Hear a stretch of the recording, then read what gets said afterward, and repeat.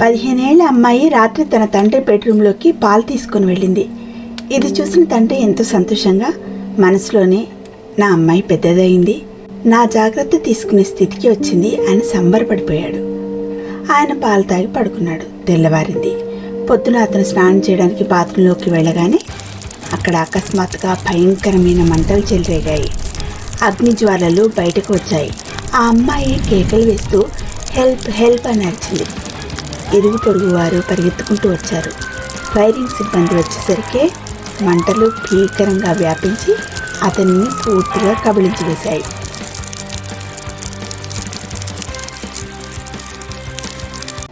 అందరికీ ఇది ఒక యాదృచ్ఛిక ప్రమాదంలా అనిపించింది. కానీ post mortem report, forensic investigation report బయటకు వచ్చిన తర్వాత బెంగళూరు మొత్తం షాక్ అయింది. ఎందుకంటే ఆ రిపోర్టులో ఉన్న నిజాన్ని మనం ఊహించలేం. అసలు ఏం జరిగింది? ఇది తెలుసుకోవాలంటే వీడియో చివరి వరకు చూడండి. ఇటువంటి మరిన్ని యథార్థ క్రైమ్ స్టోరీస్ తెలుసుకోవాలంటే ద సైలెంట్ ట్రూత్ ఛానల్ని సబ్స్క్రైబ్ చేసుకోవడం మర్చిపోకండి. ఈ కథ ప్రారంభమవుతుంది కర్ణాటకలోని బెంగళూరులోని రాజాజీనగర్ నుంచి. ఒక చిన్న సంతోషకరమైన కుటుంబం. జయకుమార్ జైన్, అతని భార్య పూజ, ఒక చిన్న కుమారుడు, ఇంకా 15 ఏళ్ల కుమార్తె సియా. జయకుమార్ జైన్ సాధారణ వ్యాపారి కాదు, పెద్ద వ్యాపారవేత్త. డబ్బు ఉంది, కుటుంబ ప్రేమ కూడా ఉంది. చాలా మంది వీరిని ఐడియల్ ఫ్యామిలీగా చూసేవారు. 2019 ఆగస్టు 17న కుటుంబం మొత్తం పాండిచేరిలోకి ఓ పెళ్లికి వెళ్లాల్సి ఉంది. కానీ జయకుమార్ జైన్ బిజీగా ఉండడంతో వెళ్ళలేకపోయాడు. ఇక్కడే ఒక ట్విస్ట్. సియా వెళ్ళడానికి నిరాకరించింది.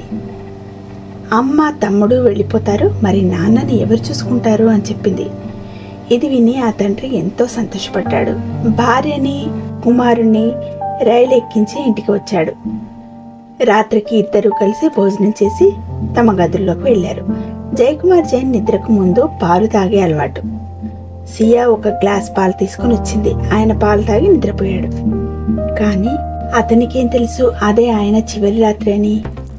ఉదయం సియా కేకలు, బాత్రూంలో భయంకరమైన మంటలు. ఇరుగు పొరుగు వారు పరిగెత్తుకుంటూ వచ్చారు. మంటలు ఆర్పేసరికి జయకుమార్ జైన్ పూర్తిగా దగ్ధమైపోయాడు. పాపం నాన్న బాత్రూంలో షార్ట్ సర్క్యూట్ వల్ల మంటలో చిక్కుకున్నాడు. తలుపు లోపల నుంచి లాక్. నేనేమి చేయలేకపోయాను అంటూ సియా ఒకటే ఏడుపు. పోలీసులు మొదట నమ్మారు, కానీ ఫైర్ డిపార్ట్మెంట్ ఇచ్చిన మాటలు మాత్రం షాక్. బాత్రూమ్ షార్ట్ సర్క్యూట్ వల్ల ఇంత పెద్ద ప్రమాదం అసాధ్యం అని. 24 గంటల్లో పోస్ట్ మార్టం రిపోర్ట్ కూడా వచ్చింది. సియా చెప్పిన కథతో పూర్తిగా భిన్నంగా ఉంది. ఫోరెన్సిక్ టీం మొత్తం ఇంటిని పరిశీలించింది. బెడ్ పై రక్తపు మరకలు, గోడలపై రక్తపు చుక్కలు. అంటే అతను బాత్రూంకి వెళ్లకముందే ఏదో జరిగింది. ఇంటి లోపల ఆ రాత్రి ఉన్నవారు ఇద్దరే, సియా, ఆమె తండ్రి. ఇంకా రిపోర్ట్ ఏం చెప్తోందంటే చావు ముందే జరిగింది, తర్వాత కాల్చారు అని. అయితే పోలీసులు ఒక్క అవకాశాన్ని కూడా వదలలేదు. పొరుగువారు ఒకరు చెప్పారు, ఒక అబ్బాయిని అంటే ప్రవీణ్ని వారి ఇంట్లో రాత్రికి వెళ్ళడం చూశామని. పోలీసులు ప్రవీణ్ని పిలిచారు.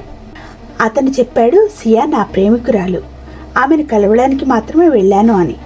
పోలీసులకి అనుమానం పెరిగింది. ఒక మైనర్ బాలిక ఒక అబ్బాయి ప్రేమలో ఉన్నారంటే ఎక్కడో అక్కడ వీరిద్దరికి ఈ సంఘటనతో సంబంధం ఉంది అని. వారిద్దరి కాల్ డాటాని పరిశీలించిన మీదట అనుమానం బలపడింది. ఇద్దరిని పోలీస్ స్టేషన్ తీసుకెళ్లి విడివిడిగా ప్రశ్నలు అడిగారు. ఇక ఇక్కడి నుంచి కథ కాస్త వెనక్కి వెళ్తుంది. సియా బెంగళూరులోని ఒక ఇంటర్నేషనల్ స్కూల్లో చదువుతోంది. దగ్గరలోనే ప్రవీణ్ ఒక కాలేజీలో బీకాం చదువుతున్నాడు. వీరిద్దరి మధ్య ప్రేమ ఎలా మొదలైందంటే వారిద్దరు ఒకే ప్లేస్ నుంచి ఒకే సమయంలో స్కూల్కి కాలేజీకి వెళ్తున్నప్పుడు స్నేహంతో మొదలై ప్రేమ వరకు దారితీసింది. రోజు కలిసి వెళ్ళేవారు, కలిసి వచ్చేవారు. ఎప్పుడైనా కలవకపోతే ఇద్దరు ఎంతోసేపు ఫోన్లలో మాట్లాడుకుంటూ ఉండేవాడు. ఎక్కువసేపు ఫోన్లో మాట్లాడుతుండడం చూసి తండ్రికి అనుమానం వచ్చింది. తన కూతురు అసలు ఇంతసేపు రోజు ఎవరితో మాట్లాడుతోంది అని. విచారించగా తెలిసింది ప్రవీణ్ అనే అబ్బాయితో రోజు స్కూల్కి వెళ్ళడం రావడం జరుగుతోంది, అతనితోనే ఫోన్లో మాట్లాడుతోంది అని. జయకుమార్ జైన్ సియాని ముందు ప్రేమతో మందలించాడు. ఎందుకంటే చిన్నప్పటి నుంచి తన కూతురిని ఎంతో ప్రేమగా ఒక్క దెబ్బ కూడా వేయకుండా పెంచాడు. కానీ ప్రవీణ్ ప్రేమలో మునిగిన సియాకి తండ్రి ప్రేమ విలువ ఏం తెలుస్తుంది? ప్రవీణ్ ప్రేమలో పిచ్చిదయింది. అప్పటికైతే తండ్రితో ఇంకా మాట్లాడనులే అని చెప్పింది. అందరి ముందు ప్రవీణ్తో మాట్లాడను అని చెప్పి చాటుగా అందరూ పడుకున్నాక దుప్పటి కప్పుకొని మరీ మాట్లాడేది.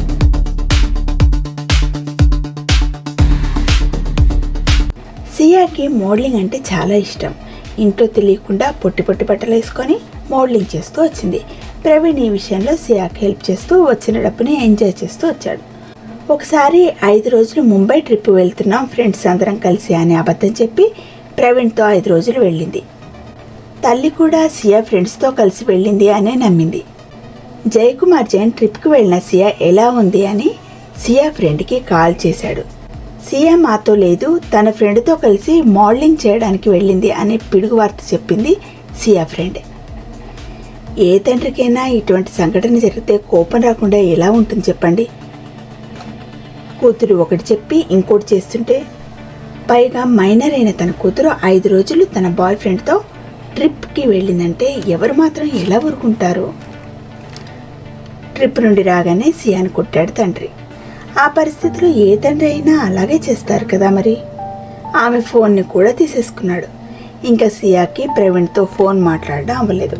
కానీ స్కూల్కి వెళ్ళేటప్పుడు మాత్రం బయట కలుసుకొని మాట్లాడుకునేవాళ్ళు. ప్రవీణ్ సియాకి స్మార్ట్ ఫోన్ గిఫ్ట్ ఇచ్చాడు. మళ్ళీ రాత్రి సమయాల్లో మాట్లాడుకోవడం మొదలు. ఈ విషయం తెలుసుకొని తండ్రి సియాను కొట్టి ఆ ఫోన్ని కూడా తీసేసుకున్నాడు.